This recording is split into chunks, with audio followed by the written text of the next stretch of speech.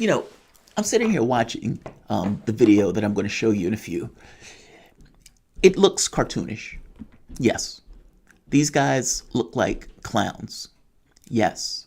Waving the papers around and everything else, the conspiracy theories, the lawsuits that are basically being shot down one after the next. Yes, it looks utterly ridiculous. One conspiracy after the next, in order to try to justify not conceding.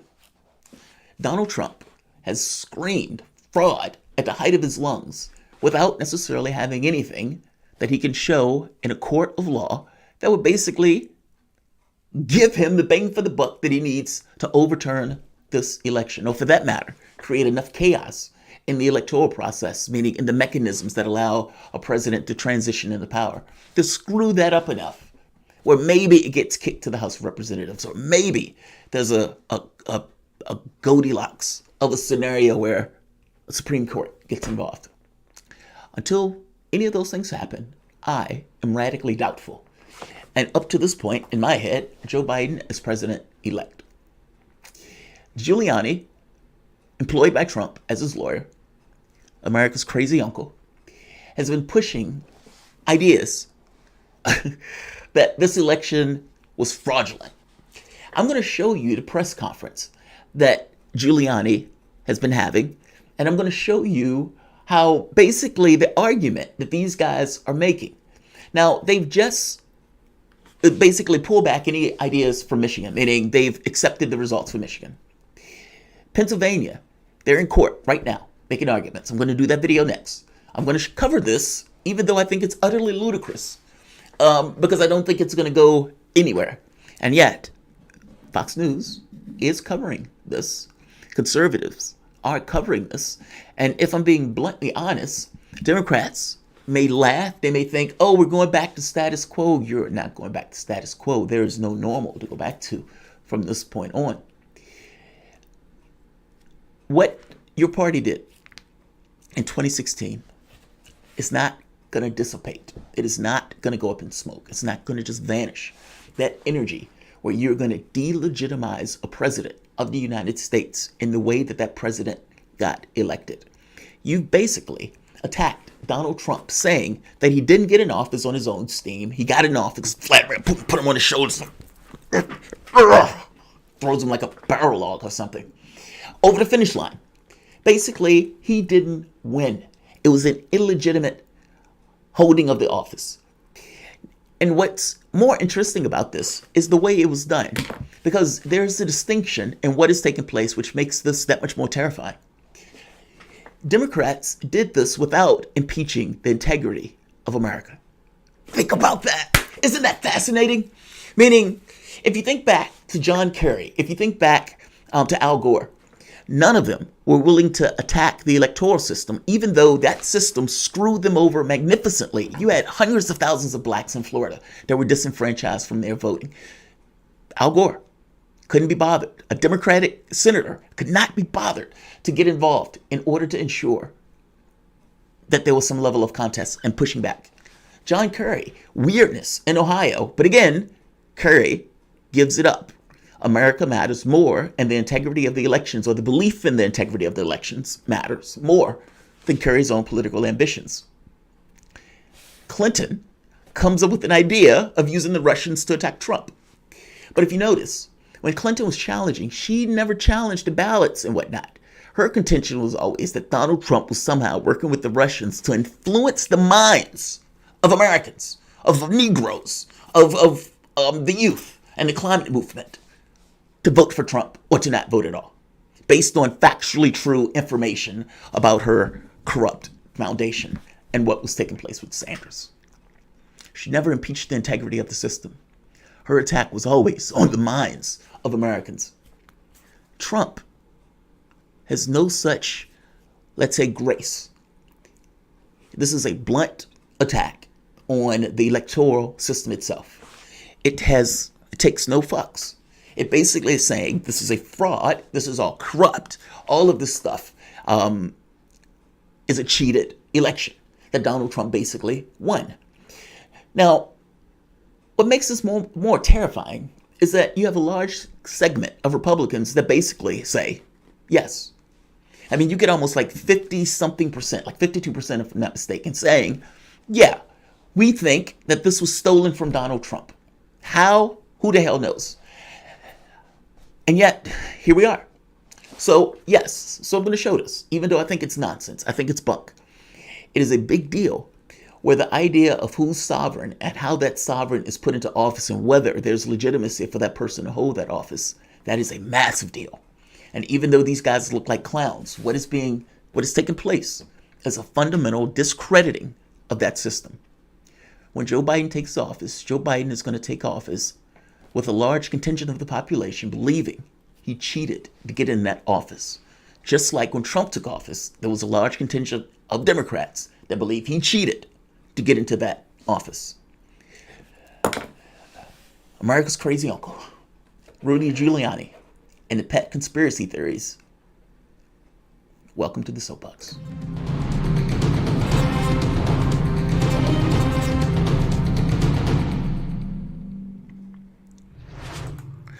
My name is Jamarl Thomas. This is the Progressive Soapbox. Guys, if you dig this content, please like, share, and subscribe. You can always support this content through PayPal or Patreon. This content is brought to you by you, and I appreciate you the opportunity for allowing me to do it. That said, definitely make sure you subscribe if you dig this content. Make sure you hit the like if you indeed like it. So this Giuliani press conference. Let's hear Giuliani make his point. What they swear to is that at 4:30 in the morning, a truck pulled up to the Detroit center where they were counting ballots. The people thought it was food, so they all ran to the truck. It wasn't food.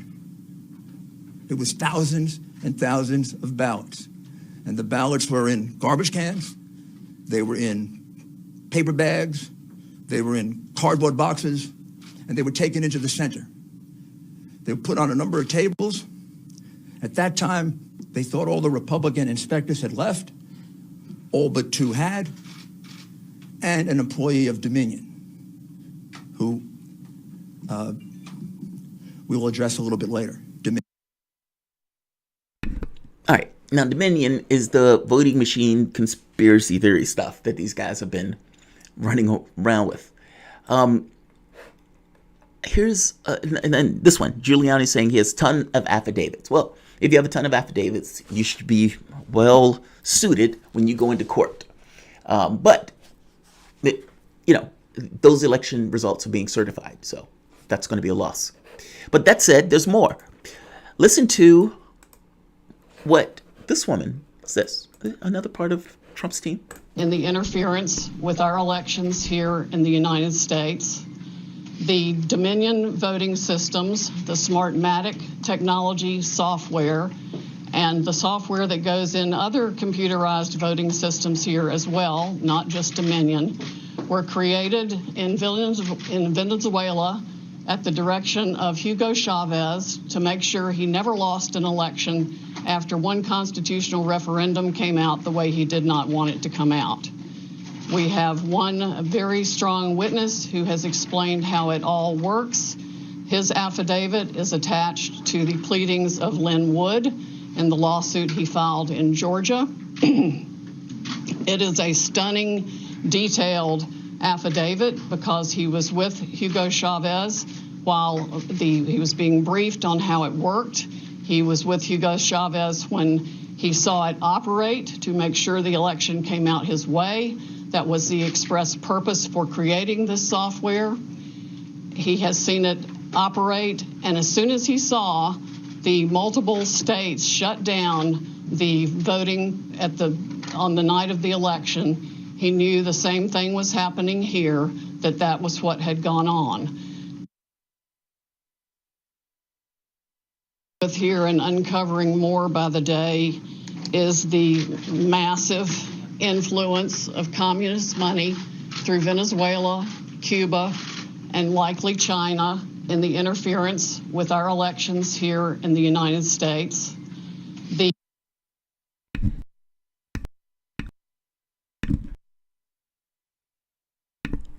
Now, y'all heard the tail end of that. the first time around. Basically, you heard it in the beginning, but I played it back in the beginning. The influence of let's replay it just so we have a consistent record.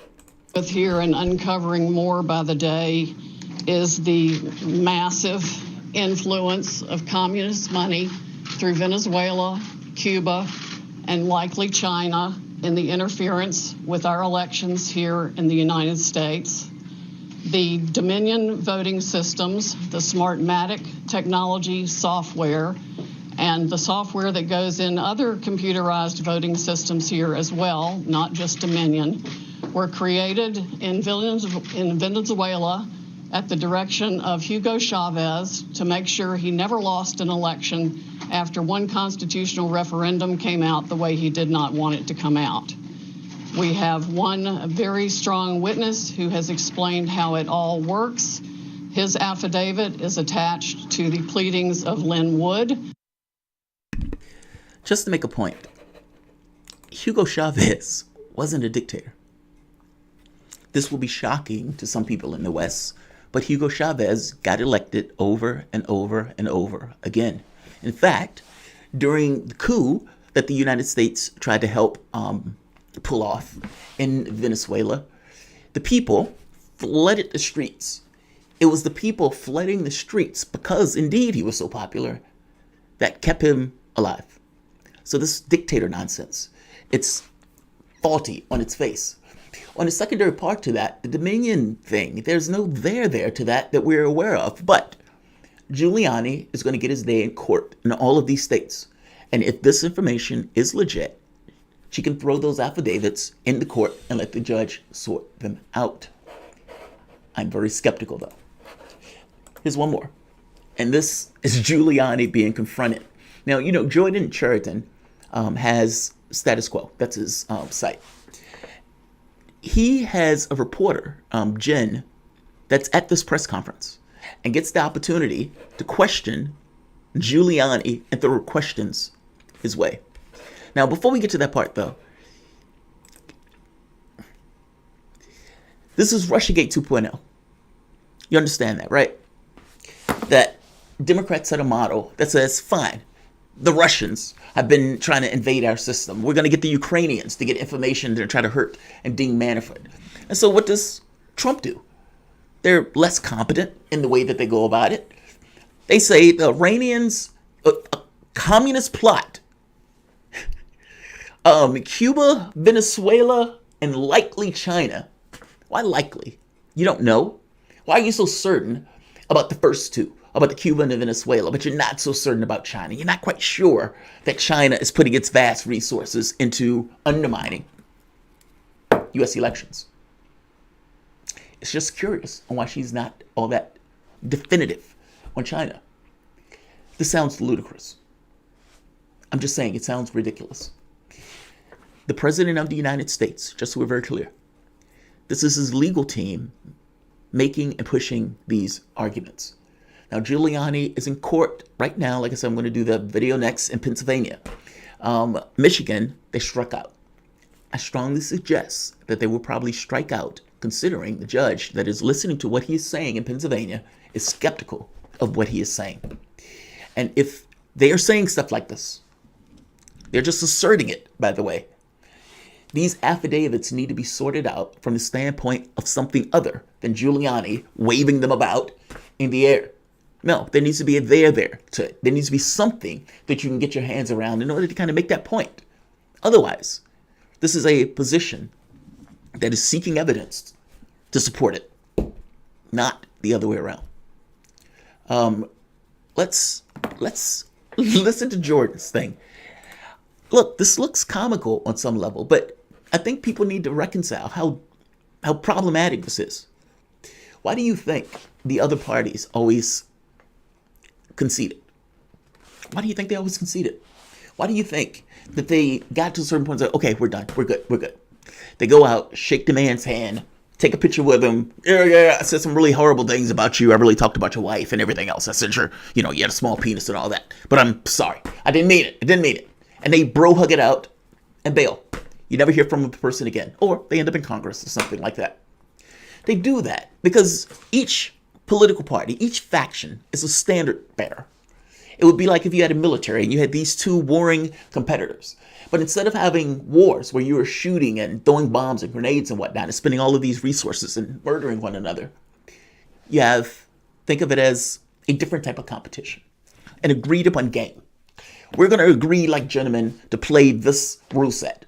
And so then you have these two people who participate under this particular rule set, using everything under the sun to try to win, without necessarily going above the waterline of what it means to be America. They concede because they recognize that America matters more. And the moment that you get millions of people, tens of millions of people that believe that the person who wins is not sovereign, didn't win, doesn't have that glow of legitimacy about them, doesn't have that thing that somebody says, that guy's an asshole. But it stops there.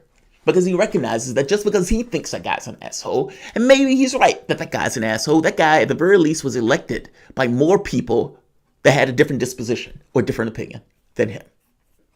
The legitimacy of it is the thing that gives them their right to exist in that particular role in order to make those laws and those ideas. However, the legitimacy doesn't exist in real terms. It's not solid. It's not a thing per se. The legitimacy of it is entirely a conceptual concept. It's entirely in your head.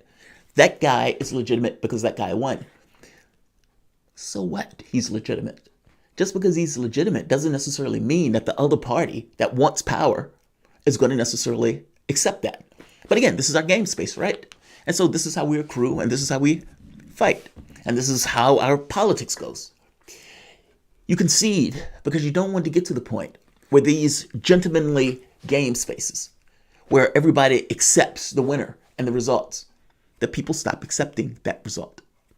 If you have 10 million people that no longer believe that the president of the United States won that race, and those people start talking and organizing together, that can be a lot of chaos. That can be a lot of problems. You think you have trouble now with Black Lives Matter.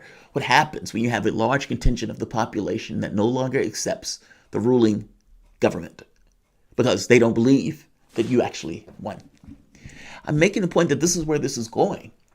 I mean, when you had, 50-something% of Democrats that thought that Trump rigged it, compared to, I think it was like a larger number of Republicans that thought that Biden and somebody else helped rig it. I'm just making the point that these are two parties that are basically attacking the legitimacy of the electoral process itself. And if indeed you get to the point where they no longer believe that the person is legitimate because the electoral process is so rigged, you're back to, somebody's going to start throwing something other than stones. That's my point. This is a problematic place. I hope you understand. We keep going in this direction as if it is going to persist this way in perpetuity. How long do you think you're going to go with both political parties attacking the electoral system in and of itself before all credibility in that system drains away? Or at the very least, enough credibility of it drains away where the level of functionality in the government itself becomes almost impossible. I mean, think of the intransigence in our system now. We can't get anything done. Like the most basic of things, the most basic of competence, like dealing with something like COVID. And you have all of these people dying. This is Giuliani being confronted by status quo. This is going to be great. You alleged that Donald Trump has won by a landslide.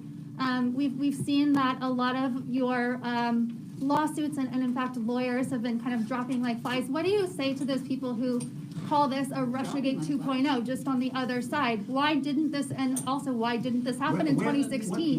What fake network do you come from? I don't come up from a fake network. In fact, I am completely independent, have no one above my.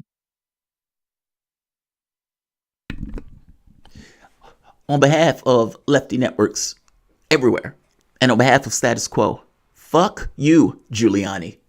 What fake network you come from? What fake lawsuit are you putting up?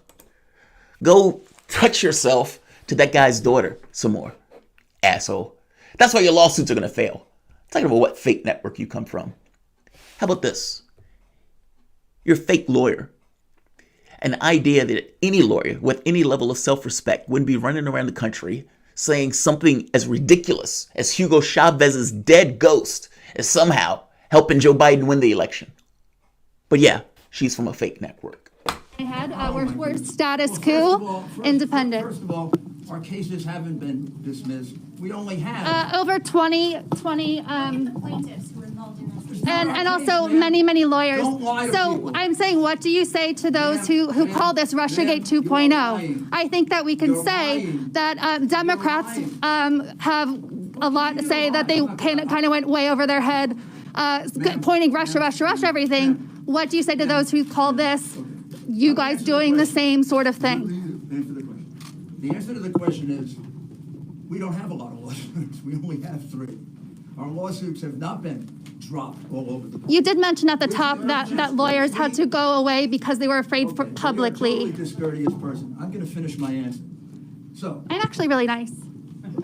I'm going to finish my answer. The fact is we have very few lawsuits. The lawsuits you're talking about have been brought by private individuals and groups. Most of them were dismissed for lack of standing, probably correctly, because they were brought before the election took place. The election is now over. The only lawsuit we have withdrawn is the one where we got the relief that we wanted, and that's the one in Michigan. We also have another lawsuit in Michigan that will accomplish the other objectives of what we want to do in Michigan. So it's silly to have 2 competing lawsuits. The only lawyer that left a case left because he was threatened. His family was threatened. His children were threatened. And so was the other lawyer. Yeah, that's true. We have a little difficulty getting lawyers because our lawyers get threatened with being killed because of the ridiculous way in which you cover this and the ridiculous way in which you cover it. Well, you haven't seen how I've covered this. Now, what about I'm the not point talking about you. Don't talk about Russiagate? every- To be fair to Giuliani, you shouldn't have interrupted him. And I know me saying that, it's like, whoa, I can't believe you said that. I actually wanted to hear his answer. Like, she made the point of saying, look, your lawsuits have been dropping like flies. And he's like, no, that's not true. Okay, why is it not true? Give him the chance. But to be fair, I would imagine her adrenaline is going through the roof. And he's like screaming at her, that's a lie! That's a lie! You know, so it's not necessarily the easiest environment to kind of compose yourself to be able to kind of stand there and do your thing. But bravo, Jen. Bravo, Jen. That takes balls, man. It takes balls. I don't know if I could have stood there and did that. But good on you. And like I said, the only thing I would give as a suggestion is let the guy answer. I take my own advice on that, believe it or not. At the very least, I try to. But no, great hit. I mean, because basically his point is, look, we only have 3 lawsuits. Other people did lawsuits. Personally, I think that's actually a good clarification in regards to what's going on. From his point of view, anyway. But, you know, I'm highly doubtful that this stuff goes anywhere. And like I said, the judge in Pennsylvania seemed to be skeptical of his plight. But look, you never know. I mean, Giuliani, on the off chance that we are shocked one morning when we get up and something has been overturned legally because they were right, that there were all sorts of voter fraud and everything else. But aside from that particular reality taking place, I will deal with that reality when that reality is afoot. Right now, I don't have any of that. What I am terrified of, though, is this. Look, we need a transparent electoral system. That's what it boils down to. We need each and every individual who places a vote to know that that vote is flat fact true. Now, yes, you would still have a Donald Trump screaming that the electoral system and fraud and everything else, even if you had a system like that. But the claims will fall at the very least on a lot more deaf ears, considering that if it was transparent and it was open for people to be able to see, that this vagaries of this stuff goes away. That said, let's be clear. The Republicans did try to make this chaotic in the various states with various rules they were putting in place for this eventual reality where they can basically use that as a justification to create havoc in the way that the election is being tallied. But nevertheless, up until the point where any of this stuff actually gains traction, I disbelieve it. Like, share, and of course, subscribe. let's see. We have Rob R. Did you play Rudy's affidavit claim from video? Yes. Yeah. I played his affidavit claim on the video. He said there were 60,000 to 100,000 ballots that voted for Joe Biden with no down ticket voting. He said a truck pulled up. People thought it was food. That's funny. It was 4:30 in the morning. People thought it was food. I guess. How sad is that, right? A random truck pulls up and people are like, food. And people just rush at 4:30 in the morning to the truck that they think is food. And all of a sudden there's just ballots. Mounds and mounds of ballots. So we'll see. I mean, look, those affidavits will have to be aired at some point in a court. It is impossible for me sitting here to analyze the papers that Rudy Giuliani is just kind of waving in the air. But it will go through the court system and we will see how it turns out. But I am, like I said, radically skeptical that anything is going to come about. This doesn't feel like Bush v. Gore, where the Supreme Court gets involved and kind of rips it away in that way. This feels different. It feels like institutionally and structurally, even members of his own party would prefer Biden. Why wouldn't they? Biden is basically a Republican anyway. Like, share, and subscribe. Thanks all.